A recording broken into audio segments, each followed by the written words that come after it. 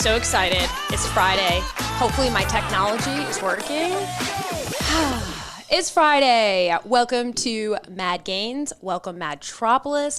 Make sure that if you are on Facebook or if you're on Twitter or if you're on LinkedIn, head on over to YouTube, hit the subscribe button, hit the live chat button, and make yourself some friends because there's a lot of good chatter going on over there. I want to make sure that I tell everybody that today we are going to talk about intermodal. And I'm going to have a moment of honesty with you all. I'm garbage. I have no knowledge for you guys today on intermodal or rail. I'm bringing in friends. I'm going to introduce you in just a minute to them because I just have no knowledge on this topic. So we're going to do the Educate Dumb Cassandra, and hopefully you guys pick up some great tips along the way. And maybe for some of you who are new to this too, you'll be like, oh, thank God she's asking these questions, fingers crossed. Or y'all can just drink and make fun of me the entire time. Either way, I'm learning about rail today and intermodal and drayage, and I want to know why the capacity is so tight, which I think I know the answer, but I still want to talk about it. And here's what you can do. After about like 20, 30 minutes, we are going to have open mic. So I call it open mic. You know what I mean. So look for the Zoom link in some of the settings, only if you want to have the mic. And you can come on and you can ask our guests questions about intermodal, or if you're also an expert, you can come on as well and you can educate everybody. So what you do is you can click on the Zoom link and you raise your little virtual hand when you want to talk, and we'll bring you on and we'll say, hey, what's up? Tell us what you know or tell us what questions you have. So this is definitely going to be a community learning time. And I hope that everyone enjoys it. If you have questions, look for my favorite freight broker, Amanda Miller, based out of Alabama. She's my flatbed broker. And when she has time, she'll field questions up to the panelists and to myself. And she does this as a huge favor to me every time. So before we get started, before I introduce you to my guests, I want to tell you guys something. First of all, I'm starting how do I put this? I want to put this right, okay? So you guys aren't like, oh, crazy Cassandra, where's she going with this? So I told everybody in the industry, I promised y'all when I started this, that I would find a way to educate every single person in this industry for free. I would find a way. So I am working on that. So if you're like, where's she been lately? She's been awfully quiet. That's because I'm working so hard on this initiative. I'm going to do this, y'all. I'm going to do it. But I need help. If you are an expert in anything, basically anything in our industry, sales, marketing, brokerage, day in the life of being a driver, warehouse operations, whatever you want, can you please send me a video? It can be quick. It can be 5 minutes. It can be 10 minutes, whatever you want. Send me a video. I'll send you my contact information or look in the comments on YouTube and teach me very quickly something on your topic. Send me as many videos as you want. This is a way that I'm going to get you and your company, because you can wear logos, you can talk about your company, visibility to all my 30,000 viewers. This is the way you can do it. So send me the videos, email me if you have any questions, or DM me on whatever social media, and I'll send you the information. But I'm going to do this. Everybody's going to have free education. So we're going to start this right now. All right. Let me introduce you to my panelists. Wait, how did Brian get on here all of a sudden? Hi, Brian. Let me pop you back into as an attendee. All right. I'm just bringing people in as I please, apparently. All right. So we've got Mick and Brian joining us. Could each of you, Mick, could you start and introduce yourself to everybody and tell us what you're all about? Yeah, for sure. My name is Mick Holup. I live near Toronto, Ontario, in Canada. I worked for CN Rail for 12 years. I've worked for steamship lines. I've been basically moving containers and knowing about intermodal most of my career. So I'm here to answer any questions anybody has about intermodal, rail, transload, domestic, ocean freight, and that's me in a nutshell. I love that. One day, you guys, we should have a show on like the steamship world because that's really cool. The only thing I know about it is one time I watched The Wire which was like my favorite series ever on HBO. And they had like this whole thing about this steamship line. But anyhow, Brian, you actually started all this. Did start all this. Yeah. I You're the sent one you who was something like, saying, I what can do about it. Drayage? Where do we stand, right? Yes. So I'll try to be brief. PortX Logistics, I'm one of the founders of PortX. We provide drayage, transloading, and trucking services across the US and Canada. We are an asset-based company with our own trucks, our own drivers, as well as a conglomerate of owner-operators and a brokerage division. So what we say we specialize in is both regional drayage as well as multimodal transportation, drayage, transloading, and trucking. And when we get into the definition of intermodal, I think we can talk a little bit more on how we fit into that piece. Well, actually, maybe we should start that because I use intermodal. I just fling that word around, to be honest. But So I does truly, if everybody. somebody was like, Sandra, what do you think that means? I'd be like, many different types of modes. So, so Brian, what does intermodal mean? So I did If I was like a brand new person to the industry and you had to train me. Yeah, here in my fabulous hotel in Moab last night, I did research because it has so many different definitions to different people. So if you look it up in the dictionary, it is the use of two modes of transportation. If you look it up in Wikipedia, it means using multiple modes of transportation without touching the cargo. So for example, truck, draying it to the rail yard, then rail, and then truck draying it to delivery. And then if you talk to many NVOCCs and possibly even steamship lines, they think of any movement of domestic rail, so container that you would pick up at a rail ramp or at a port that needs to go for delivery, they would consider that their intermodal department. So it depends on who you talk to. Many of the major NVOCCs say they have a domestic intermodal department, which is simply us picking up their containers from the ports. So, all right. So, because technically, by one of those definitions, I like the definition that says you don't touch the freight, because one of those definitions, I remember when I worked for Schneider, they bought a first to final mile American company. Port Services? That too. But they bought a first to mile company, Walk-in Shepherd. And they took the freight they picked it up from the warehouse, they dropped it off in another warehouse, but then they would like sort it all out. It would be LTL kind of. And they sort it all out and then they would send it off to another warehouse and then they'd final mile it. But they actually touched the freight and we didn't call that intermodal, even though it was, I guess, different transportation lines. So that's interesting that you say that. Mick you guys, is it the same thing in Canada? Yeah, when I think about intermodal, Brian got it right. It's like, any two modes is you don't touch it. That's a really good point. I think of it sort of as there's the ocean side of it, like you mentioned, Cassandra, and there's I think of it the domestic. So, and when you say domestic, I think of anything that stays within North America. So there's sort of, most people, they think containers, they think the big vessel, the 40-foot boxes on the rail. But then there's the domestic side of it, which could be, a JB Hunt or a Schneider that's moving within North America, they're 53-foot containers where it's like a rail truck. And I think, the domestic intermodal competes a lot with the over-the-road truck. So I thought, like, for this show, I know a lot of the people that watch the show are talking about mostly domestic freight. So, today I thought it'd be mostly best to talk about what happens on the domestic side instead of talking about, the imported ocean side of it. Makes sense. And if you want to talk about the Canadian side too, because you're more than welcome. I have a ton of Canadian followers. In fact, I need to do a couple shows on cross-border freight for sure. So I'm just checking some of the comments over on YouTube. I see John is with us. He says, cheers from a very hot Dallas. I'm in Phoenix, you guys. It's hot here. Brian, you're in a hot location too, aren't you, right now? Yeah, I'm from Montana. So normally it's a little cooler, but Moab is like 105, I think, today. How is it there in Canada? It was hot. It's good. I don't know, we're like low mid 80s. It's nice here today. Oh, that's nice. It's like So hot here. That's why we drink beer on this show.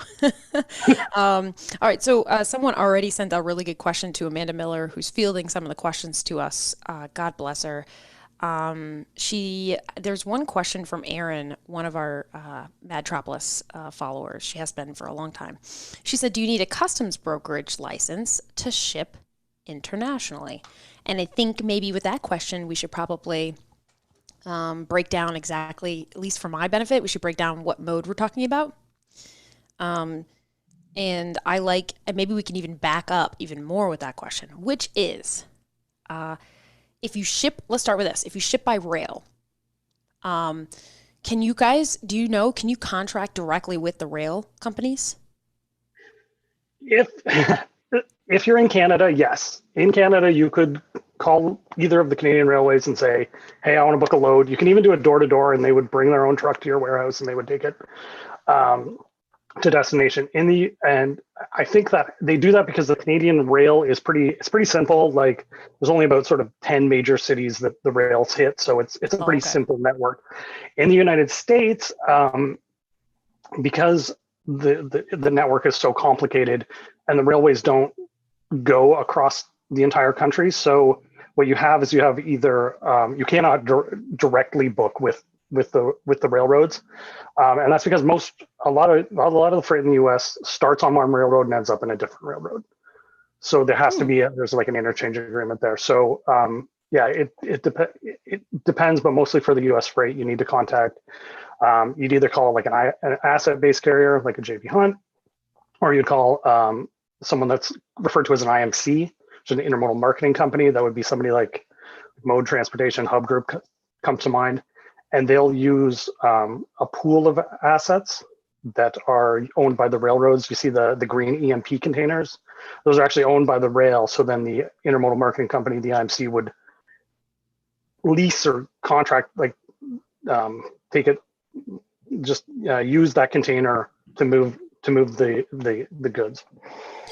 So in this, and Brian, you're probably way better at this than I am, but like, let's say I'm a broker or I'm a shipper, and I decide I'm going to move a shipment via rail. I'm assuming I decide that because it's cheaper? In most cases. Why? Well, it's cheaper because the railroad can take 1,000 containers versus one truck is taking one truckload across the country. So the railroad is generally going to be more cost effective. But the one thing that we do when we're doing the drayage, the transloading and the trucking, the advantage of that multimodal transportation is once you recover that freight from the port or a rail ramp, you have control over that freight. Where once it gets on the rail, and for example, like Mick said, say maybe it's going from LA to Cleveland and it has to get changed over in Chicago and then it doesn't get loaded back on. There's just more complexities and more variables that don't give you that time definite delivery on the, traditional rail, 53-foot intermodal box on a train. So that's why many of the clients come to us, is because they're like, this is time sensitive. We need it here on this specific date. Yep. And we have booked some, rail boxes as well, but you have to have capacity to get the box. The rail has to have capacity. Then once it's on the rail to Cleveland, it has to get changed over in Chicago. Then it has to discharge in Cleveland on a timely manner. And then you can finally go pick it up and dray it to final destination. So wow, that's a lot of work. But yeah, no. And this week I was in Denver actually doing a delivery with one driver, and just Denver's simple. Going to the UP in Denver to get a rail box, the pickup number, the app that you needed, going through the kiosk. There's a lot of variables that go into picking up those boxes out of the ports and rail ramps. Wait, you just reminded me. If I'm a shipper, and Mick, maybe you'll know the answer. Obviously, Brian, you will too. But if I'm a shipper, and because I'm trying to imagine myself, like I'm a shipper or I'm a broker, and I decide, okay, these truckload shipments are costing me a fortune, and it's the same kind of route that I think the rail runs too. So maybe I can save a lot of money by going rail, even though it sounds complex. If I'm a shipper, do I have to have a different container? Do I have to buy it? No. Okay. No, the container would be owned by either the asset carrier, like, or by the railway. So no, the shipper never Okay. buys the container. And usually the drayage company doesn't own the container. It's either owned by the rail or it's owned by like the big trucking company. But I can't just use like a regular. Okay, you guys are all gonna make fun of me. I know that it's good. People are gonna start laughing at me. But like, I can't show up. A trucking company can't show up at the shipper and just load a dry van truck, right? There's there's some companies that do what's called I'm sorry, I trailer on told you these flat car. questions would be dumb, but No, I'm like trying to imagine how I would actually do this if I'm a shipper. I got caught on this actually talking to someone on LinkedIn, but in the US, they don't do it in Canada here, but they do what's called the trailer on flat car, where they actually take the trailer and they put it on a flat car. And so no, not a chassis, like the whole trailer goes on the flat car instead of just a container. But for the most part, your container goes on the rail and then the chassis stays behind and then at the other end, okay. it gets loaded too. Okay. So I'm the shipper. I don't need to worry about the type of container because whoever I hire, like if it's Brian's company or if it's like one of the big trucking companies, they will show up with the right equipment. Right. Okay. If your company's good, if the company you booked with is good, it should seem to you like a door-to-door over-the-road shipment. It should be, somebody shows up at your dock, you push your freight onto it. A couple days later, it shows up somewhere else, you unload it. If it's done well, you shouldn't even notice anything different. Yeah, it should look just like an over-the-road shipment. Okay. If everything goes the way it's supposed to go. We're going to start talking about what doesn't go right, because I can't help myself. That's juicy stuff. But okay, so what commodities? If I'm a shipper, what commodities should I not? Is rail not good? Like food is probably not good for rail. Food's not bad. There's a lot of refrigerated that moves intermodal. Oh, okay. I would not move anything that is super, super time sensitive. Anything that absolutely has to be there, like the thing that comes to mind is show freight. If you have to make a show on a Tuesday and you have to, don't put it on the rail. Anything, the rail's a lot more, it can get bumped around a lot more versus over the road. So if you had something really breakable, I wouldn't put it. Probably not do it. Yeah. That's what I was going to say, Mick, is that time definite. Could be production freight too. We do a lot of production freight for, the big, whether it be automotive or agricultural manufacturers. And if you have a production line that could go down, not necessarily a good candidate always. And the other thing is, even if you did a trailer on a flat car, which could be an air ride trailer, it's still bouncing all over the place on the train. So you've got something that's got sensors or sensitive electronics in it, things like that. That might be something that you would want to just take a second thought about. One of my friends, Rob Bussey, has a really good question. He said, how many days should I plan? If I'm a shipper, how many days should I plan for the shipment to compared to dry van, how much longer does it take? Maybe I should ask that question. Or regular truck freight. That is very difficult to answer because this is so fun.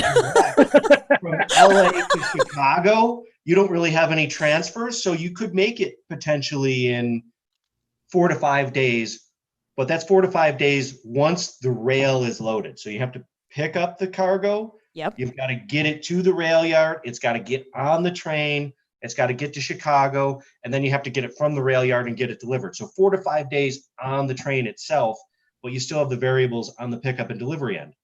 But say you're in the middle of nowhere, northern Wisconsin, and there's no railhead near there. You might go to Chicago, then it might go to another rail yard somewhere else or just offload and then have to be trucked. So really your proximity to the railhead is going to determine your transit time. This is so interesting. I should have learned more when I was at Schneider about this. When I was at Schneider, you could drive from Green Bay. You could get in the truck and drive down to Chicago and check out the whole situation down there. I should have done that, except for no driver. No driver wanted to drive with a lawyer for 4 hours in his truck. So no one. That brings up another point. To have it. Chicago too has 4 different rail ramps, right? So there's not one rail ramp. Oh. And then what rail ramp is it picking up at? What are their hours of operation? What are their stipulations? So, many cities have more than one rail ramp that have more than one set of rules as well. So that adds another level of complexity. Okay, this is a crazy world, y'all. So, if I'm a brand new shipper, never done rail before, like, what can either one of you tell me, like, what are the common lanes, that like I should be like, aha, I could rail this. It's pretty easy. Like Chicago to LA, probably a common one. Yeah, I'd say any long haul east-west traffic. Okay. Vancouver to Toronto, Los Angeles to Chicago. Yeah. The only north-south you see a lot is like made from Texas or from Mexico coming up into the Chicago market. But yeah, anything that's longer haul and east-west. And if you kind of understand where the railroads stop. So in the U.S., think of the Western railroads go from the coast to Chicago. The Easterns go from Chicago to the East Coast. So if you can do it within one railroad, you're going to do a lot better than if you're going across two. And if you're going across two, it better be a very, very long. Okay. Does that make sense? If I'm going to move freight from, let's say, let's do Vancouver. I think you had said Vancouver was one location. If I'm going to move freight in and out of the U.S., if I have a Canadian lane, like let's say Arizona, because I think we have a lot of freight in Arizona. We have a lot of Canadians here. But if I'm going to move freight from Arizona to like Vancouver or Toronto, is it easier to move it by rail versus by truck when it comes to like customs and stuff like that? Or is it all the same? It's the same. I would say it's the same. This world is crazy, you guys. Okay. Yeah, the only difference, Mick, really would be, the over the road is going to clear at the border versus the rail might not clear. Like that's going to clear at the rail yard, right? Yeah, that's true. Yeah, so you'll have to clear it out the rail yard. Yeah, good point. Okay. So if I want to price, like let's say I'm a broker and I have never used rail anything before in my life, but I really want to learn how to do it. And my customer's okay with me reaching out to like another broker or Drayage, another company to help me do this. How much should I estimate the cost should be, or where do you even begin with pricing? Do you guys have load boards, or like how do you start that? For us, we have no idea. Like we're specializing on the drayage on both sides as well as the over the road side. And all I know is we have customers that come to us and they're like, yeah, the rail price just jumped 30% and I can't get any capacity. Here, it's yours, take it. So Mick can give some insight on how you go about getting that pricing. Yeah, for me, when I was doing pricing on Intermodal, it was all about knowing the truck market and then making sure if I could be better than the truck market. Like you're sort of going to take your costs. You're going to have your origin dray. You're going to have your line haul. You're going to have your destination dray. You're going to know if there's per diem costs you have to consider. You kind of build that all up, and then you kind of get a door-to-door price. But you really need to know what the over-the-road market is, because Brian alluded to it earlier. Rail's usually cheaper. So if you add up all your pieces and I would say you need to be about 10% below truck in order to convert anything to rail. If you're not, you're going to have a probably hard go of it. If you're a really excellent salesperson, maybe you can do it. But that what I found is you need to show savings to your customer that they're taking a longer length of haul or a longer transit time, so they're going to need to find some kind of savings there to offset the higher inventory costs that they're going to incur. If I'm a shipper or a broker, do I have to pay different companies? Like, do I have to pay Brian's company, who's Drayage, and then also pay the rail? Or Brian, does your company take care of the rail part, or you only Drayage? We will. That's not our specialty, but we would. In general, what they call an IMC or intermodal marketing company is going to take both ends of the drayage as well as the rail, wrap it into one pretty package. Are they a broker then? The IMC, is that a broker? They are, yeah, they're brokers. Is IMC, is that an actual license, or do they just call themselves like, I'm an IMC? Or is that real? Like, I think they just call themselves IMCs. Mick, do you know? Do they As far as I know, yeah, I don't know that there's any special licensing. Self-declared IMC. I'm going to research this too. Or maybe they're just one of the lucky people that's allowed to have a tariff with the carriers, the rail carriers, maybe, or something like that. This is crazy, you guys. Okay, so what? Wait, we never talked about what drayage even means. Like, how far? Like, okay, so how do you define drayage? Like, if you're at Thanksgiving, Brian, with all your family, and they totally want to talk about trucking all the time. They're thinking, oh, Brian's company just, trucks goods all over the country. And what is your response?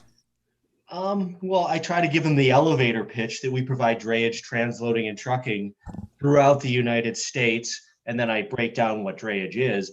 But to me, drayage is just moving containerized cargo, right? So we could do dray moves out of our terminal in Oakland to Reno, Oakland to Sacramento.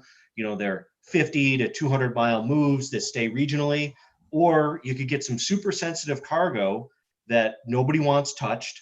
They want it on air ride equipment, for example. What's air ride equipment mean? Just the suspension on the trailer. Cool. So we'll go into Los Angeles, for example, pick up a 40-foot high cube, put it on a 53-foot step deck so that the back of the container is at the back of the trailer, and truck it all the way to Chicago. Or we have had equipment that has come in from Asia into LA. Final destination is Connecticut, but the installer is responsible for installing it, and they don't want a middleman to touch the cargo. Mm-hmm. So we've taken that, and again, it's a bit sensitive. They didn't want it on the rail. We've taken a container on a chassis all the way from Long Beach to Connecticut and returned that same container all the way back to Long Beach before. So you'll offer those additional services, but in drayage, like I've always imagined it as, well, our trucks just go maybe 150 miles within the location. Pick up the containers, bring it over, drop it off at the rail. And yeah, it's basically any moving containerized cargo over the road, and generally that is on a chassis. That's generally what you're considering drayage. Okay. Because I think a lot of people are like, what is drayage? And I think some drayage companies don't even cross state lines. Like they just stick in their area, dropping things off to others. Insurance issues, ELD issues, the hours of service. You get some benefits if you stay within a 100-mile radius of your terminal. Also, I should probably. Oh, I got lost in our nerding it out, and I noticed we have a lot of questions. Give me 1 second.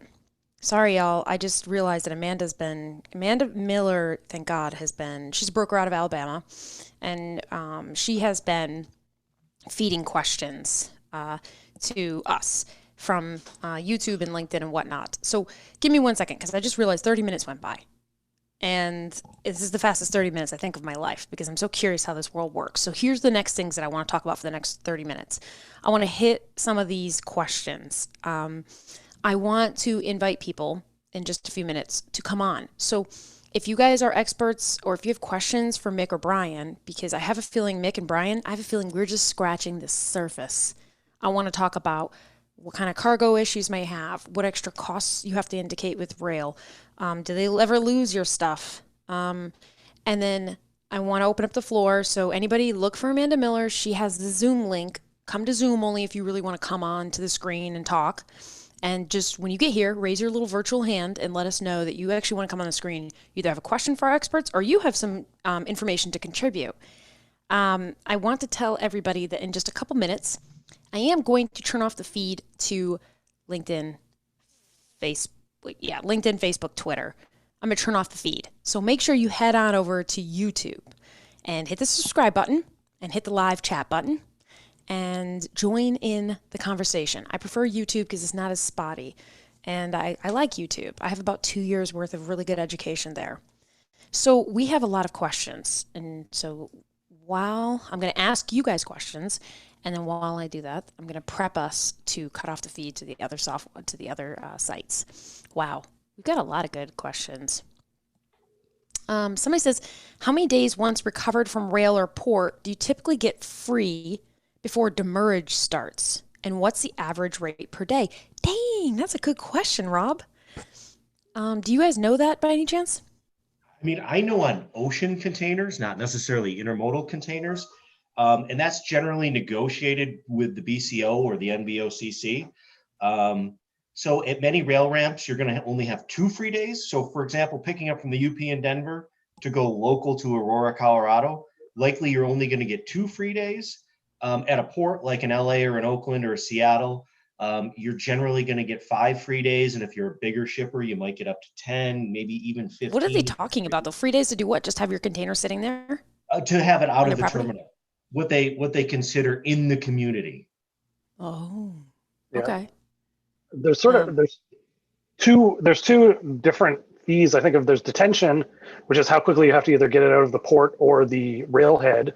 And then there's demurrage, which is how long you're allowed to have it, like Brian said, in the community before you have to return it. Well, What do they define as a community? There's 2 things. There's per diem. Right. Demurrage is on the front end. You get X amount of days to get your container out of the terminal or the rail ramp. So that could be 2 days or 5 days. And then the per diem is you get so many free days in the community, which could be 2 days to 10 days or 15 days. So in general, at a port, you're going to have 5 days to recover the container from the port. Usually have 2 days to recover the container from the rail. Then you get your days in the community, which means delivering the cargo. And then once that container is empty, you have to get it back to that rail ramp or port. And really where that per diem becomes an issue is in 2 areas. If it's a drop and pick situation, so if you're dropping the container, or the semi-disaster that's happening in Long Beach right now, terminating empty containers, you actually have to have a port appointment to terminate an empty in LA Long Beach at all terminals. And sometimes they're just not accepting empties. So in our yard, we've got hundreds of empties just waiting for port appointments to return. And yet the steamship line / terminal will charge you per diem for not terminating the container in a timely manner, even though they're making it difficult for us to do because there's no appointments available. Okay. Are there any other charges that we should know about with rail, Mick? Or is that like the basic one? We just need to keep track. Those are the ones you really need to think about is how quickly, like how much free time you have to either load or unload the container and get it back to the rail. I mean, if you go through any railroads like tariffs, they'll have a published tariff that has just gobs of accessorials that, I mean, we could talk for a long time about, but those are the ones that really kind of come to mind. Hey, Mick. Certainly, yeah. What about, we do mostly ocean containers, but what about 53-foot intermodal boxes? And do they have the same kind of chassis charges? Oh, that's a great question. Normally, I don't associate chassis charges with the intermodal. It's usually part of that sort of price you would get from either the IMC or from the carrier. So no, I don't think the chassis charges come in. The one that really can be very punitive is if you take a container that's, for example, like an EMP container can only move on certain railroads. So if you end up like say outgating it from one terminal and re-ingating it in a different terminal, if the railroads weren't expecting that, I know there can be some pretty heavy fines like that. So there's not it's not like a drive-in. You can kind of drive it anywhere you want. If you outgate from Chicago and try and say ingate it in like Ohio, you're going to get there's going to be some pretty heavy charges that come along with that. I know when it comes to intermodal or domestic intermodal. Do you have to pay for chassis? Do you have to pay for the chassis, or in my world you do? In the port drayage or ocean container drayage world you do. Okay. And it depends. It changes based upon geographic area, which sounds ridiculous because a chassis is a chassis, and why should it cost different?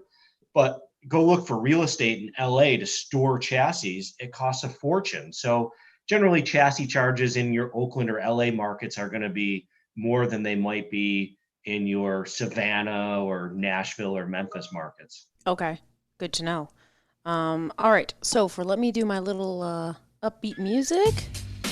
All right, everybody on LinkedIn, everybody on Twitter and everybody on Facebook, head on over to YouTube. We're going to have open mic in a few minutes, and we are also going to ask some more questions. I want to know about cargo damage with rail and what are the pitfalls we need to know about. So come on over to YouTube.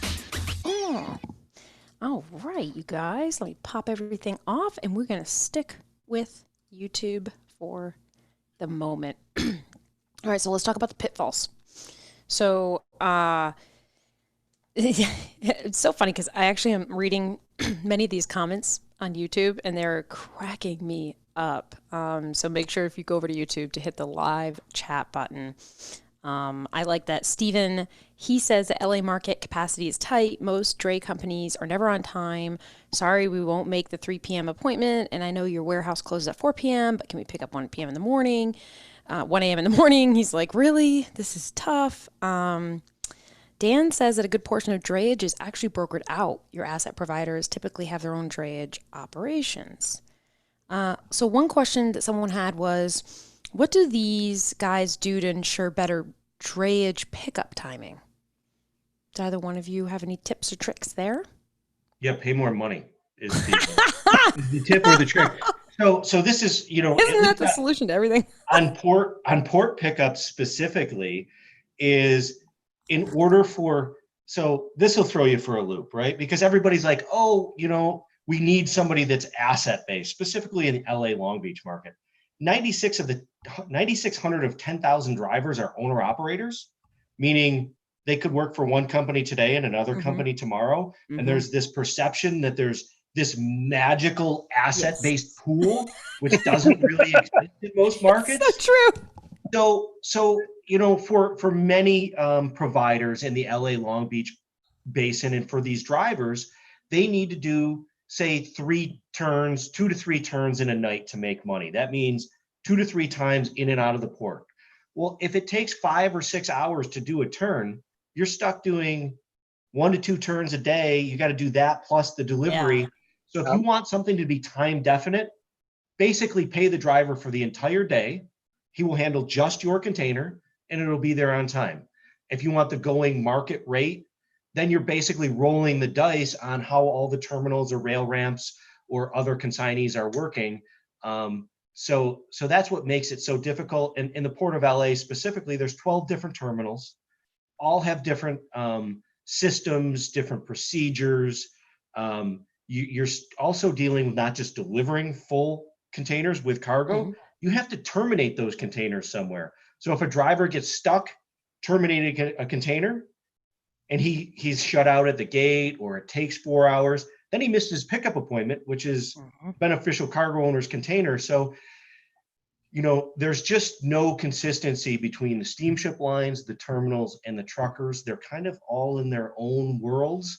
And if there was a more, comprehensive approach where everybody worked together, I think you could solve a lot of problems, but that's a long ways away. Yeah, I know BC people were like, what? Problems? This market's untapped? Huh? Mick, what do you advise your clients with regards to cargo liability? Because I've been a cargo attorney for the past 10 years. I love cargo. One thing I know about cargo is it's very different when it's the rail versus a motor carrier. The rails are limited with what they will pay. They actually have tariffs. Unlike full truckload, we don't have tariffs. For those of you whose heads just blew off when I said that, but that's true. Full truckload freight does not have tariffs. We don't have tariffs. If we do, they don't apply. It's contracts. But for the rail, they actually do have tariffs. So what do you usually advise your customers when they're working with you? Like, hey, this is pretty valuable freight, Mick. I don't want anything to happen to it. What we used to do is, there was a minimum cargo amount that was in the tariff. I think it was $2 a pound up to 50,000 for the company I used to work for. It's a pretty low number. Sometimes we do custom contracts with people where we would increase that if they brought it up ahead of time. We also used to sometimes tell people like we would advise them to go get their own cargo insurance because we weren't. God forbid you guys get your own cargo insurance. And then suddenly it wasn't so important sometimes. But yeah, for sure. In terms of claims on the rail, there isn't too many. It's really, you don't get too many containers getting broken into because the rail is pretty secure once it's loaded. So we didn't have a ton of claims we dealt with, but it is something to keep in mind that number with the rail, you should definitely know what that number is, and if you can't live with that, then you need to figure out a way to find, either negotiate a better deal with the rail or with your IMC to have that coverage that you need. And it kind of goes back to something we were saying earlier, like you don't see a ton of super high value product moving rail. You don't, not that it doesn't happen, but somebody that's got a medical equipment or super high end electronics, you just don't see a ton of it move rail because it's just, when your stuff is that high value, you don't mind paying a little bit more to just have it on a team driver that's GPS dragged and all that. And so it's more, it didn't come up a lot that we had a lot of really, really high value stuff that would come up. It makes sense. Because I would tell my clients, I'd be like, you better have your own insurance. Mm-hmm. Because if the train derails, if there's anything that goes wrong, especially if God is involved. I say God not because God doesn't exist or something like that, but no, God, the definition legally is pretty broad, act of God. You're probably not going to have any payment from the rail. So it sounds like if you have cheap cargo, a lot of it, and it's within these locations that have easy accessible ports or railheads, like Brian had said, that's usually, you're probably a good shipper for that. That's a good shipper, yeah. And then for those brokers, take Mick's advice, I'm thinking, from a risk perspective, when he says that he watches the truckload rates, because I bet when the truckload rates go up, everybody's switching to rail. And I'm wondering if there are a lot of carriers who are like, listen, give me your freight, I'll move it really cheap for you, and then they go drop it off the rail, and then they go find other freight to get, and then you don't even know where your freight is, and it's just trucking along on some train somewhere. That was Chris Drawley actually had that on one of his webcasts this week. It was like, if you're putting something on the rail, like if anybody takes anything away from this that I've said, if you're putting it on the rail, tell your customer it's on the rail. Don't say it's over the road and then put it on the rail. It's not going to end well for you. Like, it happens all the time. I know. And then the drivers make up excuses like, I had a breakdown, Cassandra, and then my grandmother went to the hospital. So yeah, I'll deliver it in a couple of days, Cassandra. And I'm like, well, where is it? Like, where exactly is it? And they don't tell me. For those of you, Mick just brought up a good point. If you don't follow Chris Jolly, like Jolly, follow him on LinkedIn. Please, dear God, follow this man and listen to his videos. He has a YouTube page as well. He is always teaching all of us how to broker the right way, I think. But what do I know? I'm just a dumb lawyer. Don't even know any of these freight terms. So let's do this. If anybody wants to come on and educate us, please lift your little virtual hand in Zoom, and I'll bring you on, and you can ask the experts questions, and you can talk about stuff you know. And also, if for those of you who are on YouTube, you can do the same. There are more questions that I'm noticing are popping up for you guys via manual. First question is, Mick, what kind of beer are you drinking? I'm drinking Creemore. It's out of Creemore, Ontario. It's about 20 minutes from here. It's a good craft Ontario beer. Yes, Rob just identified that and said that is the best beer. I think he's drinking Creemore. Ask him. I want to make sure, because it is Beer Friday, and it is important for us to have this. So question for you was, Brian, is there anything, if I'm a carrier and I want to actually be like a drayage carrier, can I just go drop off my shit at the port, or what do I need to do? No, the insurance is a little bit different. So you need to have UIIA insurance, basically is insurance so that you can use the port's equipment, the containers, the chassis, those sort of things. And then that goes over to an interchange agreement. So when you're carrying that cargo or that container, that there's insurance. So there's way more hoops to jump through than you would think. And unlike a dry van or flatbed business, you're dealing with a different chassis and a different container every day, which means you're not necessarily maintaining those. You're getting a leased chassis from a chassis. Oh, dear God. You have to check the tires. Are they actually maintained? No, they suck. the most part. I mean, there's God, so can many you that imagine are if you get in an rejected. accident? So 'Cause for example, when we went to the UP in Denver on Tuesday, now when you get a ocean container at a rail ramp inland, it's generally on wheels, meaning it's already on a chassis. So we go to get this container, it's on the chassis. We can't take it off the chassis and move it. So we get the truck hooked up to it. We do our walk around. We make sure that the pin locks go in. So we're securing the chassis to the container. There's these little knobs that kind of sit down. So the container goes onto these pin locks, and then you have to twist them closed. And then, so we got all this done, and 3 of the lights didn't work on the back of the chassis. So then you have to go into the line to get the lights fixed, which is another 30 minutes. And then you could potentially, there's a train that's coming. So that's another 45 minutes to get out. So there's all of these things that when you've got your own dry van, you just go hook up to the thing and you're down the road. you You're just go, going. man. You just go. That is crazy. And for those of you who are like, what in the world is a chassis? Dear God, please Google it and you'll see what he means. And go and click on the images when you Google it so you can see the actual images of these devices that you put containers on top of. That, I mean, he's right. They're not maintained well. I couldn't even imagine if I got in an accident because somebody gave me a crap chassis. So in our Oakland terminal, we own most of our own chassis. Because say you go to terminate a 20-foot container, but you need to pick up a 40-foot container. Then you got to go get rid of that chassis, go get a 40-foot chassis to go get your new container. Very time consuming. So in Oakland specifically, we have what are called 2040 slider chassis. So we can haul a 20, terminate the 20, turn it into a 40, and then go get another container without having to use the chassis pool, what they call the pool of pools or the gray pool. But in some markets like LA, real estate's so expensive that you got to have a lot of land to store 200 chassis. We have Anthony with us. Anthony, thank you for joining us. Guys. And are you new like me, or are you experienced? So I work for an IMC. I do this every day. Okay, you are the magical IMC term. Okay. Correct. First of all, you're laughing at me right now. Are you booking loads right now while we talk too? I'm still working, correct. Good for you. So. I think the majority of the people who listen to the show are like working and listening at the same time.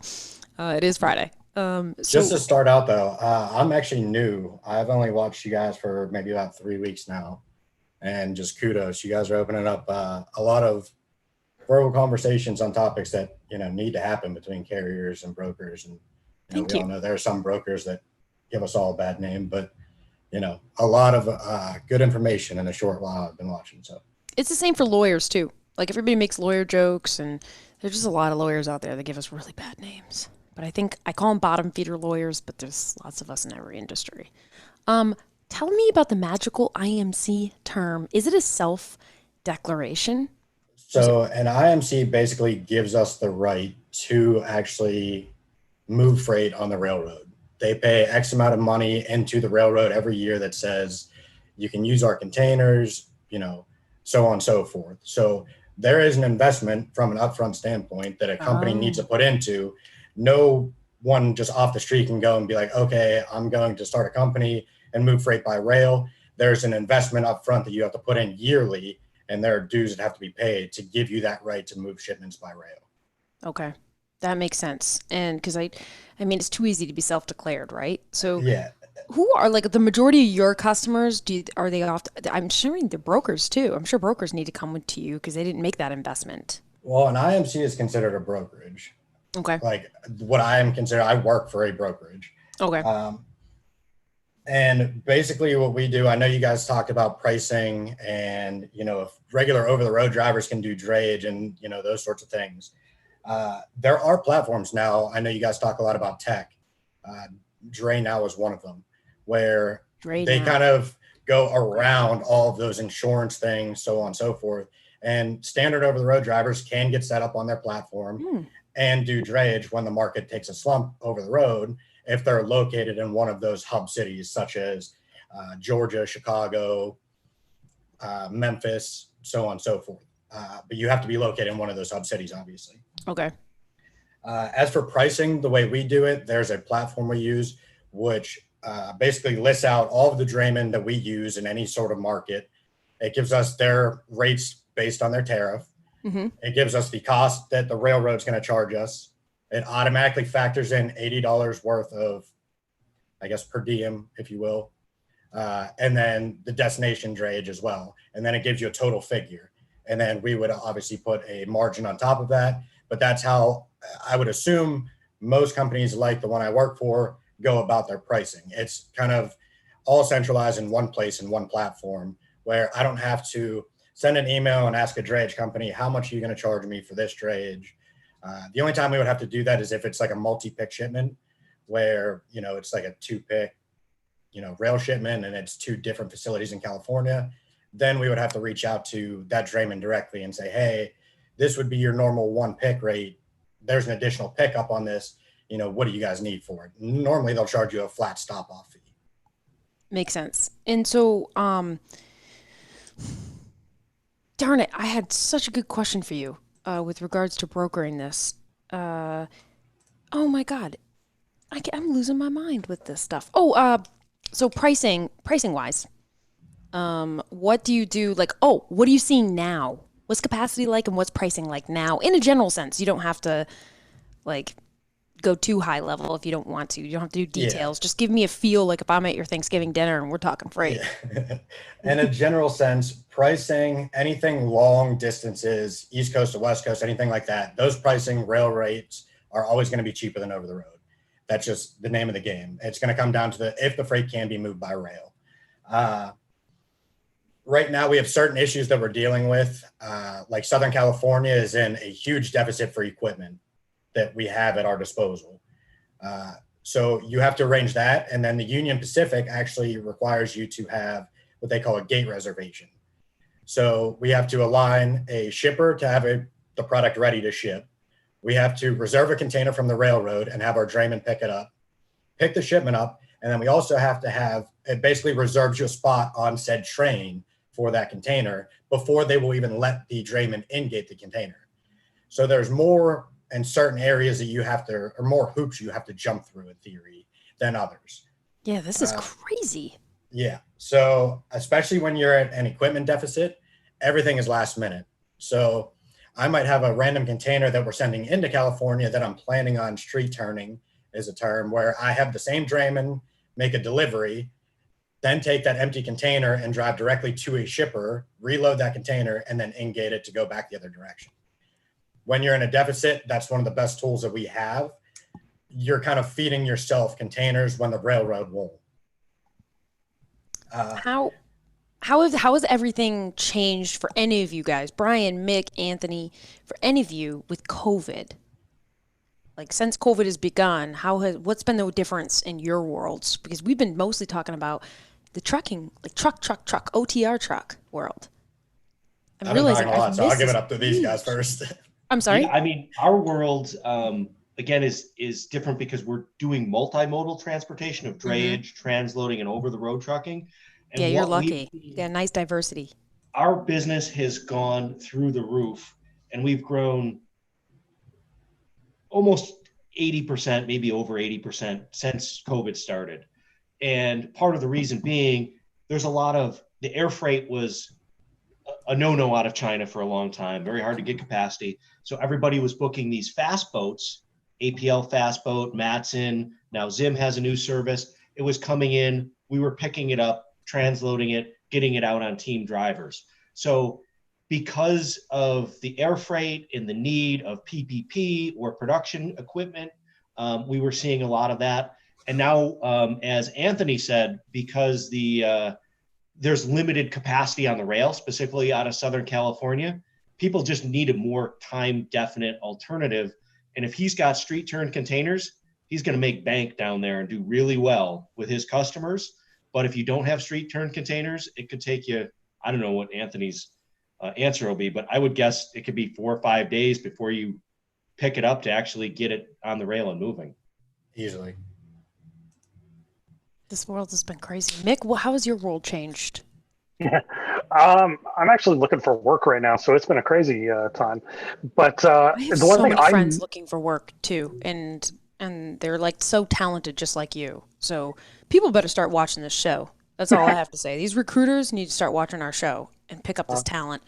One thing I've noticed, I watch the AAR, the Association of Railroads, posts weekly stats of how the rail loadings have been. You're such a freight nerd like the rest of us, Oh, aren't you? yeah, a little bit.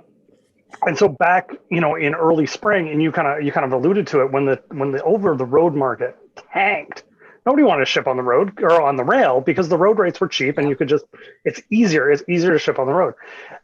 So now what I've noticed you're seeing, and Anthony was talking about it, but I saw it too. They're talking about like the spot market out of Los Angeles. The UP just like increased their rates $1,500 or something coming out of California. So it's just completely flipped. We saw, year over year declines of like 25% to now it's back to, pretty much 2019 levels. And I'm sure, if we talk about rail capacity, like the railroads they probably don't know what to do. They've gone from having just tons of capacity to no capacity in a super short period of time.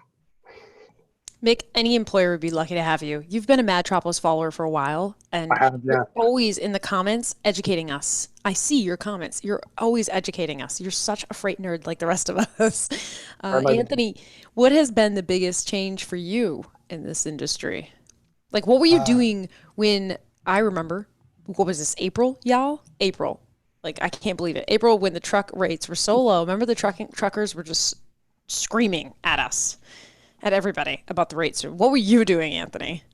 So I actually recall one of the first episodes of your show that I watched or even commented on was the second round of the rates, that whole argument.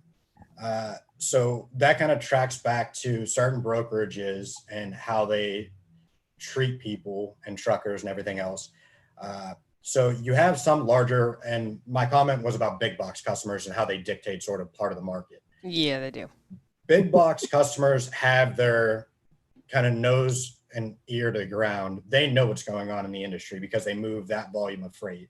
So when markets take a dive, they know about it. So if they're using any sort of platform like a TMS, where they put their quotes out to brokerages to quote on, they know when those rates take a slump. So they're going to obviously press until someone pushes back, and they drive the rates down. Now you have other smaller, medium-sized customers that aren't quite as inept, where you have rates that are genuinely throughout the year very, very good. You have some brokers that use those medium customers and just make giant margins when the market takes a slump like that. And you have some brokers that are fair and develop relationships in those bad times, like I try to. In any market right now, I have carriers in my back pocket that if I get into a jam and a customer calls me on 3:00 on a Friday and they need a local Illinois shipment picked up and delivered on Monday, I have those. That is a benefit that I bring to the table. And the biggest change since COVID has happened is the opportunity to show some of the customers that maybe you didn't have a full hook into yet. They're a little bit newer. It's in those times you relay and convey your value to them. Yes, I might not always be the cheapest broker on the block. I can admit that. But that's because I do my best to always try to give carriers the best rates I possibly can and the most fair rates based on the market that I see. I think that there is a lot of anger going on, and I tried to do a show on this, Anthony. You probably know this. I tried to do a rematch.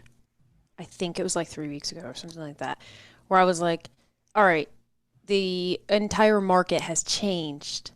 So let's get some of these carriers on who were so vocal about rates and so vocal about shippers and brokers being a piece of crap, horrible humans. And I even cut like some of their posts and I flagged them and I said, come back on our show and tell us what you think now. Not to be an asshole, kind of an asshole. I'm kind of being an asshole.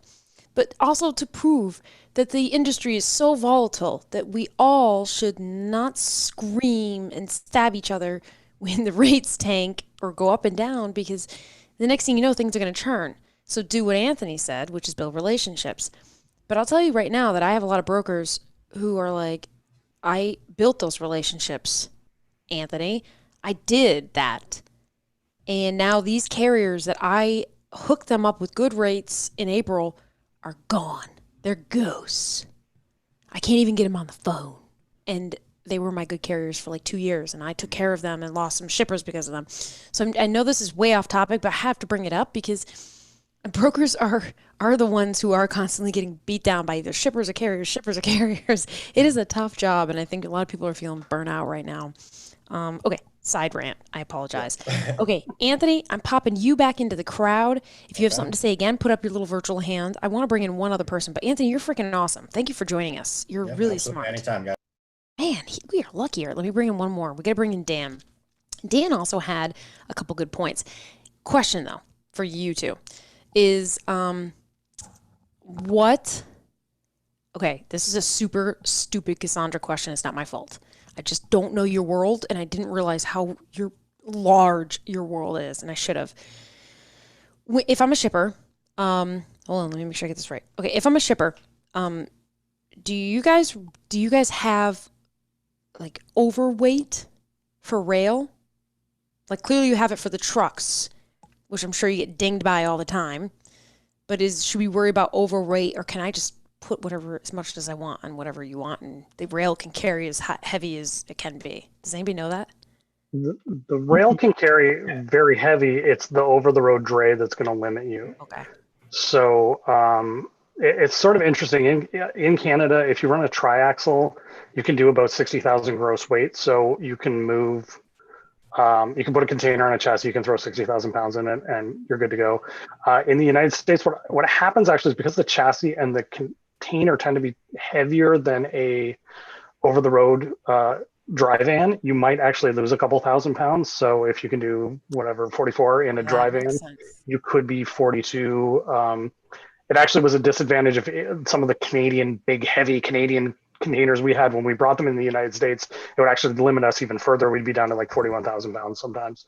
So it depends, by the state. I think you've talked about it before on this show. Like in different states, heavyweights are easier to come by because you're staying within the state. Typically, when you're doing dray, you can sometimes get overweight permits depending on where you're at. But for the most part, it's the over the road that's going to limit you. Dan Pierce, welcome. Wait, it's not Pierce. I'm sorry. I worked with a Dan Pierce at Schneider. He was a really smart guy. I loved him. So I'm sorry. It's Dan Pearson. Is that what it is? Penrod. That's what it is. All right. Now you get it up. Sorry. I'm so sorry. No problem. So, heavyweights is an interesting topic because you have, certain places within the United States that you can actually ship heavyweight containers. There are public roads that will allow you to ship heavy, and it's in very specific corridors. So you are able to load heavy in some origins and have that to certain destinations. But what you end up having to do is find a transload operation that can break that down. So you can actually take advantage of the heavier ship weights on your long distance haul. And Dan, then you have I was thinking the down. same thing. I'm like, if I'm a shipper, I'm going to load as much shit onto that rail container as I possibly can. We can just transload it up. Brian, you can transload? Do you do a lot of transloading, Brian? A ton of transloading, and Dan's exactly right. We find we're not doing more of the domestic containers. We're doing the international. So there's other countries, they'll try to jam 70,000 pounds into a container. And then like, oh, what do you mean you can't deliver it? How come? Because the origin station just didn't know the rules or broke the rules or whatever the case was. And then we have to get it on a specific chassis, get it drayed in the overweight corridor to a warehouse, get it transloaded, then break it into 2 shipments for redelivery. So we see that a ton on the the international containerized section where they're like, oh yeah, here's 80,000 pounds of sugar, get it delivered. Well, I can't. I'm sorry, Scrappy Ghetto. Cassandra would totally do that. Dan, what do you like? Can you give us an example of some of those highways? And do you have to be careful of bridges? Because who was that? Oh, my favorite thing in the world, the California bridge law. Somebody in the comments on YouTube. So this is actually what was actually going to be my next comment. So, I've worked as a shipper as well as on the provider side, and we had facilities throughout the United States when I was on the shipper side, and we would load, legal weights in Atlanta, in Chicago, going into California. But as soon as they came off the rail, because they would have to scale, and because of the California bridge law and the kingpin to 40 foot, you would be overweight. So we would have to light load on our intermodal containers and lose 15 to 20, 25% because of the way the freight was. So when you would get it into California, you would be within legal limits there. Same thing on the outbound side. So you're limiting your capacity to load domestic rail outbound based on your loading patterns. Okay. Okay. How about this? Someone says, Dan, do all blocking and bracing, are there rules with blocking and bracing on the rail? Yes. So so I actually used to work for one of the railroads. So they actually do have specific departments that support this, and all of the loading patterns are determined by the FRA, which is the Federal Railroad Association. So, your product has to be compliant with the FRA regulations to ship intermodal, and those are typically constantly, slightly changing and evaluating as different types of blocking and bracing have evolved. Like E-Track solutions are one of the newer ones that have come about. So what shippers can do is contact their railroads that they're going to ship on and make sure that either if they're the loading facility or their shipper, if they're paying for the freight, is aware of and is compliant to the loading patterns that the railroad will provide them. Dan, where are you located? What company do you work for? Right now, I'm back on the shipper side. I work for a company by the name of Wellbuilt. Where are you? You look like you're on the coast. I see fish in the background on a picture. We're very jealous right now. I'm in Tampa. So nice. So you are right in the area where you can fish and whatever else. So what else do you have to give us for, like, if I was a fellow shipper, because that's how my mind has been. I'm a shipper or I'm a broker. I want to check out some of this rail stuff. But you guys, I'm not going to lie. Mick, Brian, this world is intense. It's not easy. I don't think you can dabble in this. I think you've got to hire like the experts. But Dan, what do I do if I'm a shipper and I'm thinking of running my freight rail? Like, what do you advise me? We're at Thanksgiving, by the way. We're at the table. What are you going to give me for like information? Like, I got to be careful about.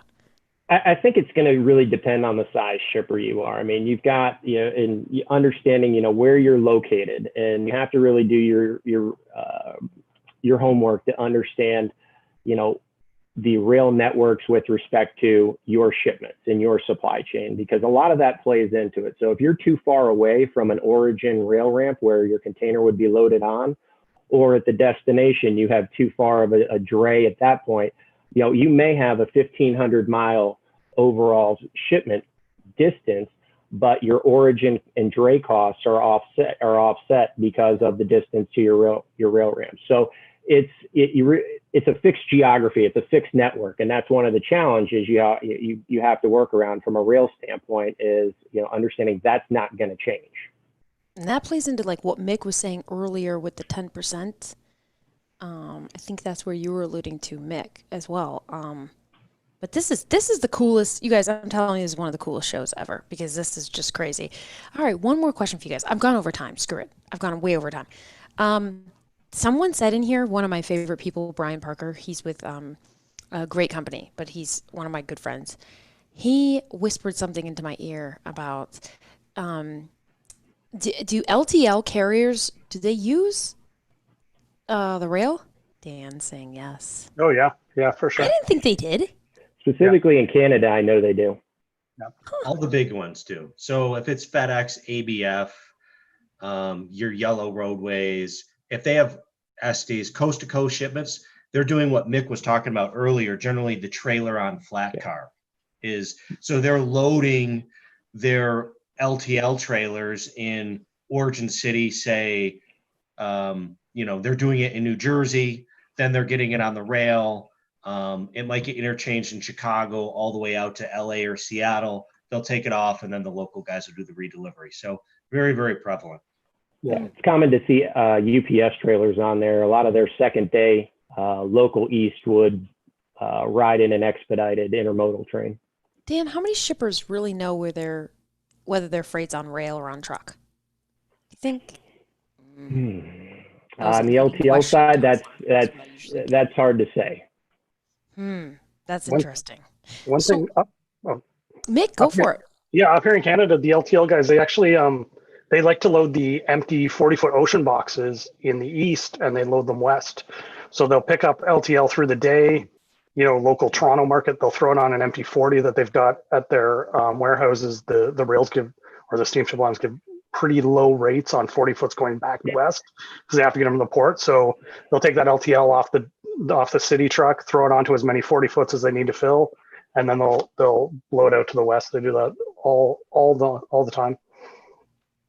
Some intermodal providers actually will offer ocean container service at a discounted rate to the 53s because of the lower capacity, because they do get a cheaper rate from the railroad, because the asset providers like Hub Group, C.H. Robinson, Swift, they pay obviously to ride on the actual rails. So you get into these tri-party agreements with the steamship lines, the railroads, and then you have your domestic asset providers that all factor into this. But ultimately, these 40-footers need to get back to the West Coast. And so if there's, some level of freight, even domestic or in the U.S., that you can put on that, it's typically an option. It's not always well publicized because they want to use, the intermodal providers want to, load their own equipment.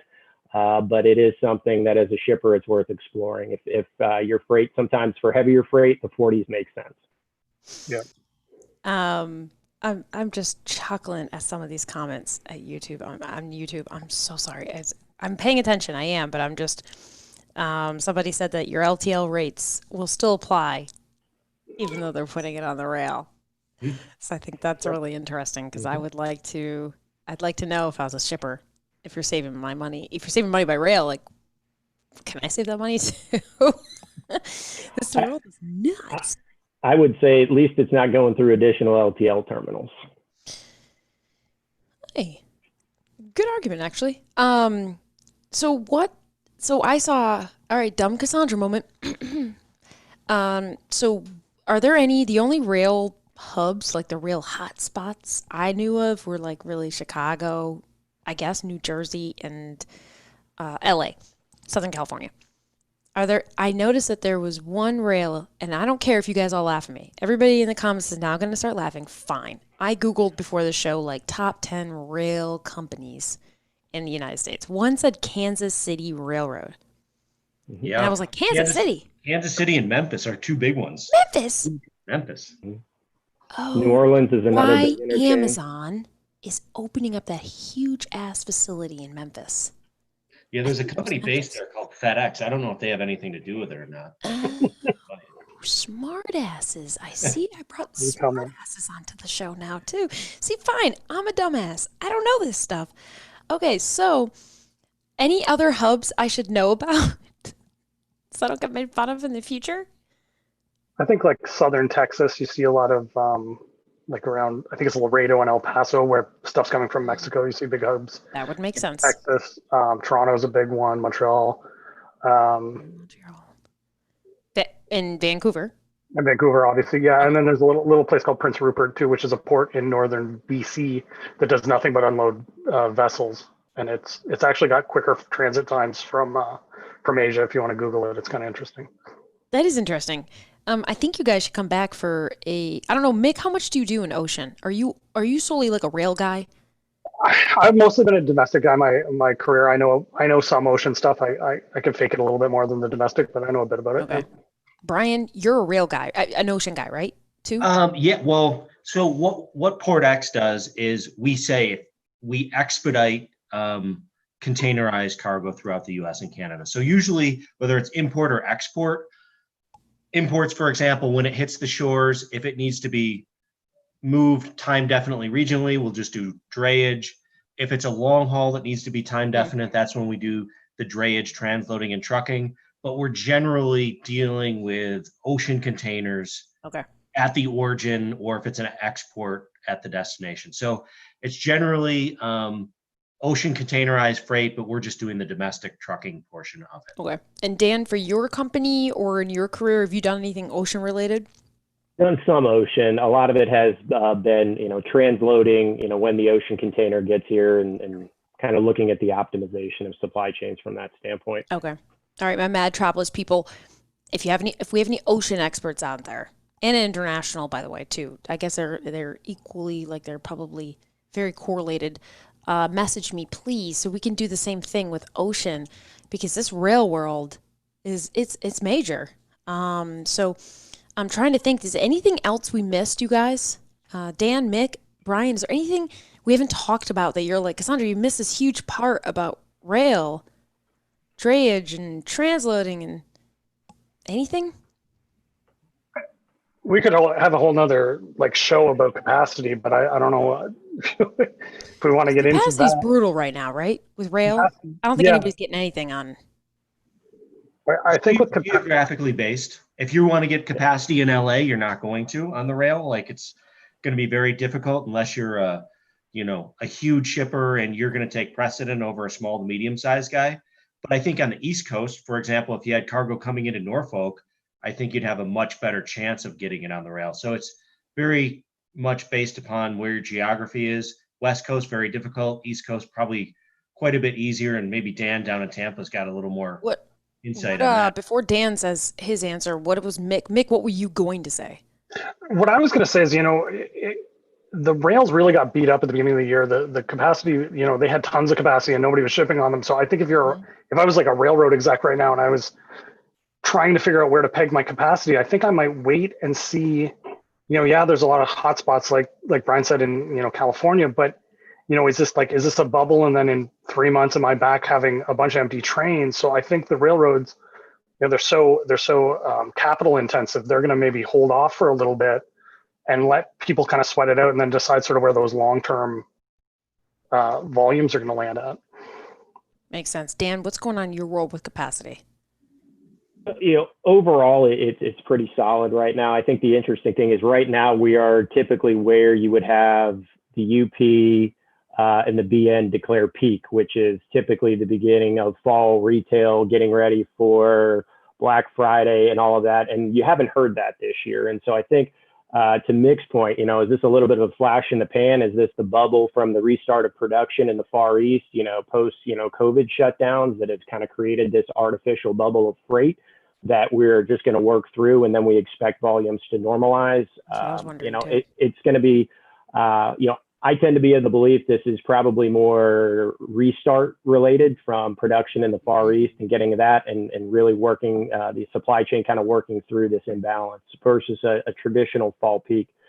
Because typically the intermodal providers, the asset providers will announce, it's typically UP announces first, followed by the BN, and then you have the Eastern railroads that will declare it. And basically what that means is they're just going to start tacking on surcharges. Capacity is tight, and they just start ringing the register, starting at $200, $300, $400, UP's at $1,500 a box right now.